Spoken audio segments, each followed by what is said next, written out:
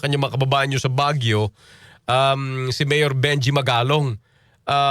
Teka, nasan ba yung item natin kanina rito? Kasi ang latest doon sa um, Gisad Surong sa Baguio City, mukhang all accounted na, may 10 kumpirmadong patay at 30 yung nakaligtas. Atin lang kakausapin si Mayor Benji Magalong. Sandali po lamang sa oras nating 8:13 in the morning. Mayor Benji, magandang umaga sir. Si Ricky Rosales, live na po tayo sa DCXL sir. Good morning, Ricky. Good morning din sa ating mga listeners. Opo, kayo ay kasama doon sa search and retrieval operation dito po sa Gisad Surong. Ano bagang rito? Anong nature po ng lugar na yan? Ano nangyari at medyo nabigla yata rin mga kababayan natin dyan? Very rugged yung terrain doon. Mataas yung mga hillsides doon. Opo. In fact, yung pinangyarihan ng insidente, Ricky, halos 30 stories na na soil ang bumagsak. Nako. Doon sa 3 bahay. Kaya totally displaced yung bahay at parang naging accordion. Mm-hmm. Kaya 22 yung occupants ng bahay. Unfortunately, 10 yung fatalities natin. Opo. At 12 yung nakaligtas. So we're now terminating yung search and rescue. We will be shifting to relief and recovery ngayon. Opo. Pero hintay muna namin kasi masama pa rin ang panahon. Tuloy-tuloy pa rin yung pag-ulan. Pero mas humupa naman na, mas mahina na ngayon. Opo. Gaano karami yung community ho ito, no, di ba, Mayor Benji? Gaano karami yung mga residente po natin dyan? Napakarami nun. Siguro thousands yung nandun sa lugar na yun eh. Ba? At yung mga kabahayan, yung mga occupants ng mga kabahayan around the site nung nang pinangyarihan ng insidente, iniligtas na rin natin kasi nga hindi na humihinto tong ulan. Mm-hmm. Pero ito pong mga kababayan natin dyan, during the time na nagsimula po yung mga pag-ulan, they were advised, Mayor, na delikado ho yung lugar? Oo. Yes, they were advised.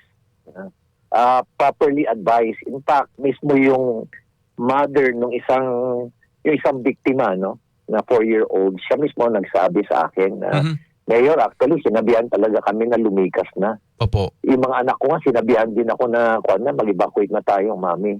Kaya lang talagang matigas lang talaga ang ulo namin, sabi.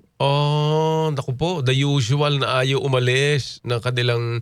Kasi Opo. Yes, Ricky, kasi dekada nga sila nandun, so comfort zone, tapos ang sinasabi nila, ilang bagyo na kaming tinamaan dito, mas malalakas pa. Kaya wala naman nangyayari, kaya okay lang kami rito. Opo. Pero itong nangyari talagang ganitong katindi magnitude, ay first time ito sa lugar na yan? Nangyari na yan noong 1970s, pero kumunti pa lang ang bahay noon, Ricky. Opo. Pero hindi doon sa exact site, malapit din doon, pero sa Gisad Surong din. Kasi nga, sabi ko nga, yung lugar na yan, very rugged din ang terrain dyan sa lugar na yan. Alright. Teka, bago lang ako, interesting talaga kasi I think yung mga nakikinig, nanonood ay lalo na po yung mga nakatira din sa mga hindi naman ganyan lugar pero medyo prone din sa landslide na maaaring matigas-tigas din ho yung ulo. Pero punta muna ako doon sa may nasa ospital pa po, Mayor, doon sa mga na nakuha po natin. Yes, isa na lang. Isa na lang ang nasa hospital. Dati 3 out of the 12, 3 yung nasa hospital pero na-discharge na yung 2. So isa na lang ang naiwan. Alright. At kayo po ay nakapagbigay na po ng assistance po ninyo sa lahat ng mga ito, Mayor? Oo, first day pa lang. Yung night pa lang na nangyari ng insidente, nandun na kagad. Nandun na kagad kami lahat eh. Oo. Nandun na rin yung social welfare, nandun na rin yung ating medical services, nandun na rin yung mga psychosocial support. Automatic na lahat yan gagalaw lahat yan, Ricky. Opo. Yung kanin yung mga iba pang residente na nandyan po sa lugar na tama ho ba, pina-evacuate nyo na rin, pinaalis nyo na rin doon sa lugar? Yes, lalo na doon sa adjacent to the incident site. Kung na namin, tapos in-inspect na namin at may nakita na kaming stress doon sa soil, doon sa lugar. May mga cracks na Ayun. So talagang wala ng tao dapat doon ngayon. Opo. So, parang moving forward, ano bang balak ninyo dito sa lugar na ito, Mayor? Alam kong kayo na pa yung foresight ninyo sa mga ganitong pangyayari. matindi eh. Oo. Makikipag-ugnayan kami sa MGB nito. In fact, we're now in touch with MGB. Magkakaroon kami ng meeting. At the same time, i-review namin. Magkakaroon siguro ng isang very comprehensive na geotechnical study Mhm. para that would serve as a basis na i-declare namin na no-build zone yung lugar na yon. Ayun. Oo, oo. Sige po. Tapos itong mga nakaligtas yung hanap buhay nila diyan, Mayor, ay agriculture din, ano ho? Hindi naman. Karamihan naman dyan na mga trading kasi hindi naman agricultural land yan. Ay, oo. Yung area na yan, Trading. yung barangay na yan, Oo. negative. Oo. Oo. Trading. Trading din talaga, mga gulay, the usual, ano ho? Oo. Yeah, yung usual na tourism industry, syempre, mga government workers, ganun din. Mga empleyado sa pribadong sektor. BPO, ganun. Alright, sige po. Mayor, sige, one last na lang. Salamat sa inyong information. Kayo ba'y may nilay-nilay ngayon dito na naman sa mga naranasan natin na, ang karamihan ho ang sinasabi at sinisisi itong ating palpak na flood control dahil din dito sa ating mga, naranasang anomalya dito sa flood control projects, Mayor. Yan nga, nakakalungkot isipin, Ricky, na pagdating sa mga ganitong panahon, ito na yun, lumalabas na uli yung galit natin, pero pagdating sa eleksyon, ito, nakakalimutan natin lahat. Kaya siguro pinakamaganda, ang eleksyon, ilipat na natin during the typhoon season para hindi maliputan ng tao. Ang ganda noon, tama. Oo. Siguro isa yan sa mga panukala siguro na kailangan nating pag-usapan nga namin sa Oo. Mayor's Food with Governor. Oo nga, kasi Para pag-usapan namin yan, ganun siguro gagawin namin. Oo nga, Mayor. Gagawa kami ng panukala.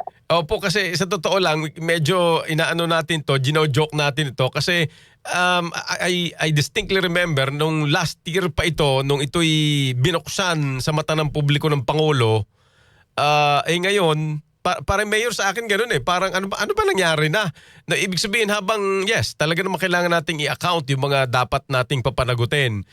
Pero bahala naman eh. Ibig sabihin, wala nagawa. Yes, oo. Tama ka, Ricky. Alam mo, out of the hundreds of thousands of perceived anomalous na mga infrastruktura projects natin, lalo na yung flood control, siguro mga 30,000 yan. Based doon sa aming nabilang, using artificial intelligence. Siguro ewan ko kung may 300 na na-file na kaso. Kaya nakakalungkot isipin 300 kayo. Makita mo, wala pang congressman na nakukulong eh. Oo nga. Senator pa lang. Hindi, tsaka yung Mayor yung fact na dun sa period na tayo ay nag-hold account dito, yung aayusin, yung mga pumalpak nga na halimbawa din sa Kalakhang, Maynila, ang daming kailangang ayusin agad kasi yung laging may banta naman sa atin ng bagyo at tag-ulan. Pero parang walang naging galaw, Mayor. Well, talagang nahihirapan din si Secretary Vince kasi Ricky na sa bidding process eh. Kasi Okay. alam mo, yung mga kontraktor nasanay sa pagkakakitaan, malalaking kita. Ngayon talagang nililimit niya eh. Kaya talagang yung failed bid ngayon eh, failed bid. At kuminsan, pag nagkaroon ng successful bidding, yung mentalidad pa rin ng mga kontraktor na, sige lang, basta gawin na lang natin, babayaan na lang kung is quality or substantial. Ganun pa rin. Oh, Yung kanilang pag-ugali. Kaya talagang it will take time para baguhin talaga sila. mahabang panahon ang kailangan. Sige. At kailangan siguro talagang may makulong dapat eh. Opo. Dapat may makulong eh. Dapat as soon as possible eh. Makita na natin yung mga matataas na opisyal nang nakakulong na sana dapat ngayon. Anyway, sige, Mayor. Naku, alam naming abala kayo dyan sa pagtugon sa pangangailangan ng inyong mga residente. Salamat po, Mayor, sa panahon ninyo at information, sir. Maraming salamat, Ricky. Thank you po, thank you. Si Mayor Benji Magalong ng lungsod po